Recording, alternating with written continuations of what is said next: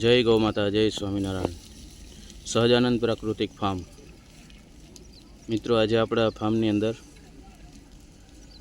મગનું વાવેતર કરવામાં આવ્યું છે,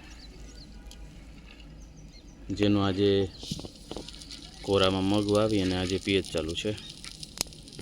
આપ જોઈ શકો છો, મગની સાથે આપણે શેરડી અને નેપિયર ઘાસ એ બંનેનું વાવેતર આપણે કર્યું છે. એમાં જાણે એમ છે કે આ તમે જુઓ છો એ 60ની જાળીનો ક્યારો છે, એટલે કે 5 ફૂટનો ક્યારો છે. એટલે આપણે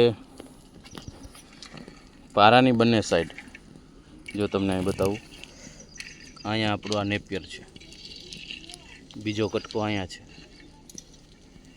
ત્રીજો કટકો અહીંયા છે. આવી રીતે પાળાની બંને બાજુ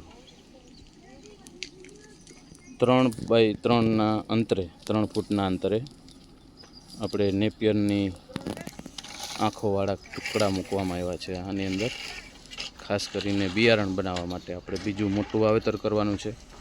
આપણી ગાય માતાના ચારા માટે સહજાનંદ ગોપાલન કેન્દ્ર, એનું પણ કામ ચાલુ છે. નૂતન ગૌશાળા, એમાં આપણે 150 ઉપરાંત ગૌવંશ છે, એના ઘાસચારા માટે બિયારણની તૈયારી કરીએ છીએ.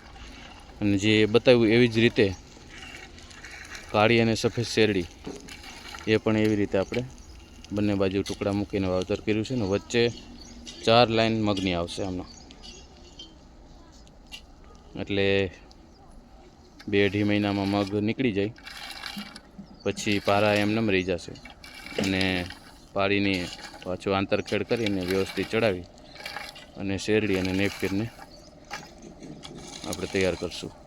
આ મગના પિયતની સાથે સાથે એ પણ ઉગતા જશે અને બે કામ એકસાથે થતું જાય. આંતરપાક, મિશ્ર પાક, ઓછા ખર્ચથી, ઓછી જમીન રોક્યા વગર બંનેનું આપણે એકસાથે વાવેતર થઈ જાય. આંતરખેડ, મજૂરી, વાવેતર બધું ઘટી જાય અને એક પિયતમાં 2 પાક થાય. મગને તો પિયત આપવાના જ હોય ઓલરેડી આપણે, તો એમના પારા ઉપર આપણે નેપિયર ને શેરડી રાખી દઈએ તો એ સાથે આરામથી ઉગી જાય. આવું સરસ મજાનું આપણે કામ ચાલે છે આપણા ફાર્મની અંદર. લગભગ 1.5 વીઘામાં જ છે, ખાસ તો બિયારણ બનાવવા માટે જ. જય સ્વામિનારાયણ, જય ગૌ માતા.